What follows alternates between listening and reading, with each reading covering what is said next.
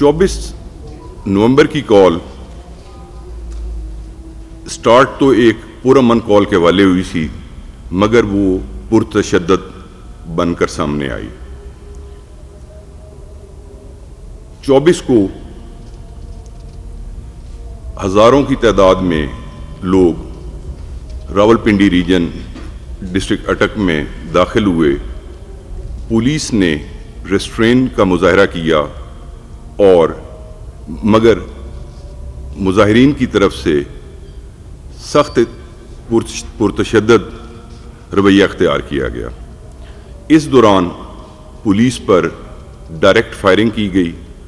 आंसू gas shell इस्तेमाल हुए। जो मुजाहिरीन थे वो बाकायदा एक ट्रेन प्रोटेस्टर बन के सामने उभरे और उन्होंने तमाम सरकारी वसाइल का इस्तेमाल किया, मगर पुलिस ने इंतहाई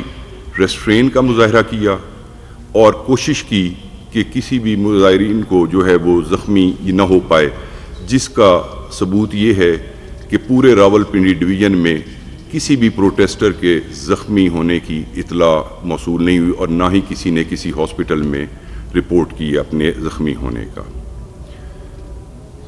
प्रोटेस्टर्स जो हैं वो रावलपिंडी रीजन खुसूसी अटक में जो हैं वो एक दिन पूरा 24 और 25 की तारीख शाम तक जो हैं वो रहे। पुलिस ने उन्हें एंगेज किया और बहुत रेस्ट्रेन का मुजाहरा किया, मगर उनकी जानिब से डायरेक्ट फायरिंग की गई, तशद्दद किया गया पुलिस में। और 24 नवंबर को रावलपिंडी रीजन के 170 पुलिस अफसरान व मुलाजमीन ज़ख्मी हुए। इन ज़ख्मियों में SSP भी हैं, SP भी हैं, DSP भी हैं और बाकी तमाम पुलिस मुलाजमीन जो हैं। इन ज़ख्मियों में 2 अफराद जो हैं वो बुलेट इंजरी का शिकार हुए। 25 इस वक्त क्रिटिकल कंडीशन में है, जो उनके ऊपर मुजाहिरीन की तरफ से डंडों सोटों की मदद से तशद्दद किया गया था। गुज़श्ता 3 माह में जो लॉ एंड ऑर्डर की सिचुएशन है रावलपिंडी रीजन में, इसमें अब तक 262 पुलिस मुलाजमीन ज़ख्मी हो चुके हैं। 24 को मुजाहिरीन ने न सिर्फ मोटरवे पे मुख्तलिफ जगह पे आग लगाई, उसके साथ साथ 11 पुलिस की गाड़ियों को भी डैमेज किया, तोड़ फोड़ की। इस तमाम जो 24 नवंबर का प्रोटेस्ट था उसके सिलसिले में पुलिस ने पूरे रीजन में 32 केसेस रजिस्टर किए हैं और इसमें अब तक पुलिस जो है वो 1151 मुल्ज़मान को गिरफ्तार करने में कामयाब हुई है। इन मुल्ज़मान का जब डाटा चेक करवाया गया तो ये बात सामने आई कि इसमें 64 अफगान्स हैं, जिसमें 4 जो पर्सन हैं उनके पास रेजिडेंट कार्ड्स मौजूद हैं, बाकी 60 जो हैं वो इलीगल हैं। मज़ीद जो वेरिफिकेशन जारी है, अभी तमाम का में नहीं डाटा मौसूल हुआ और जो जैसे ही वो हालात आएंगे तो हम उसमें आपके सामने रखेंगे। पुलिस ने इस तमाम अवाम को बेबहा तकलीफ़ हुई, रास्ते बंद करने पड़े, वो बायसे मजबूरी किया गया ताकि प्रोटेस्टर्स को जो है वो जलाओ घराओ की इजाज़त न दी जाए। This is all from my side. Now I will DPO CPO Rawalpindi will say something. Thank you sir. मैं जहाँ से RPO साहब ने बात ख़त्म की मैं वहीं से आगे चलूँगा। 24 नवंबर को ख़ास तौर पे जब CPAC से आने वाला काफ़िला जो है वो हकला पे पहुँचा है, तो रास्ते में जितने पुलिस ने उनको एंगेज किया, रेस्ट्रेंट का मुजाहरा किया, तो वो उससे एम्बोल्डन हो गया है। और जब रावलपिंडी की हदूद में काफ़िला दाखिल हुआ, उन्होंने हकला में ना सिर्फ स्ट्रेट फायरिंग की, वहाँ पे इंतहाई पुरतशद्दुद मुजाहिरीन जो हैं उन्हें पथराव किया और उसके बाद गाड़ियाँ दौड़ाकर जो पुलिस की डिप्लॉयमेंट थी उन पर गाड़ियों को रन ओवर करने की कोशिश की गई। और इसके बावजूद पुलिस ने इंतहाई रेस्टोरेंट का मुजाहरा किया, क्योंकि हमारे 24 कांस्टेबल्स وہاں پہ زخمی ہوئے، کچھ ان میں بہت کریٹیکل کنڈیشن میں ہیں، اور ایک ہمارا کانسٹیبل مبشر جو ہے وہاں پہ شہید ہوا۔ اس کے باوجود ہم نے ریٹرن فائر نہیں کیا، ہم نے ریسٹرینٹ کی، اور کسی قسم کا مظاہرین کی طرف سے جو ہے کوئی ایسی ہمارے پاس ثبوت سامنے نہیں ہے کہ ان میں سے کوئی زخمی ہوا ہو۔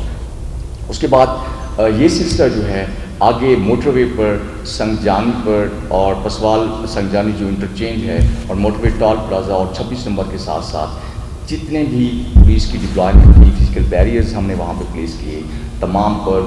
مظاہرین کی طرف سے اسٹریٹ فائرنگ کی گئی، اور جس کی وجہ سے چند گھنٹوں میں مظاہرین کو پھر پولیس جو ہے اس کو پیچھے ہٹنا پڑا تاکہ مزید خون خرابہ نہ ہو اور پولیس کا مزید نقصان نہ ہو۔ اس سلسلے میں عوام کو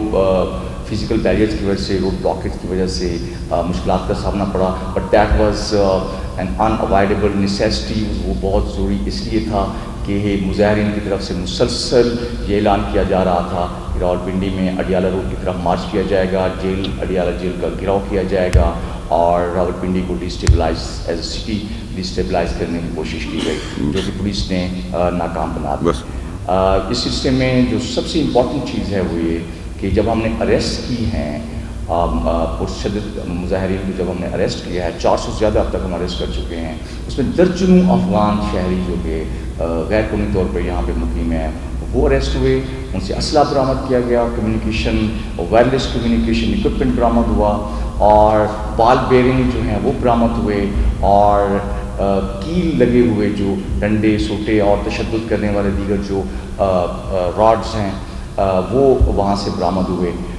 جو کہ ہم آگے چل کر جیسے، کیونکہ انویسٹیگیشن کا پروسیس ابھی چل رہا ہے، جیسے جیسے یہ انویسٹیگیشن کا پروسیس میچور ہوگا ہم مزید انفارمیشن بھی آپ کے ساتھ شیئر کریں گے۔ Thank you. میں ریکویسٹ کروں گا ڈی صاحب اٹک سے کہ وہ جی بسم اللہ الرحمن الرحیم۔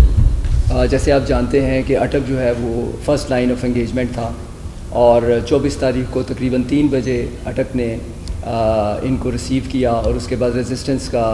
عمل جو ہے وہ جاری ہوا،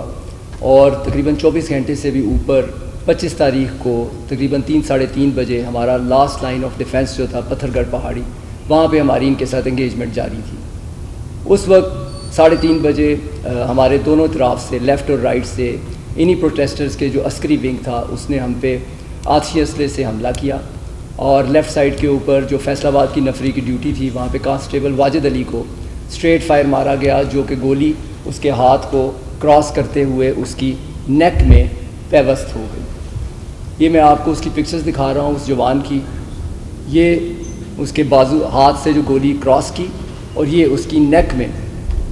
جو گولی پیوست ہے، اور وہ اس وقت ICU میں ہے لڑکا۔ رائٹ ونگ میں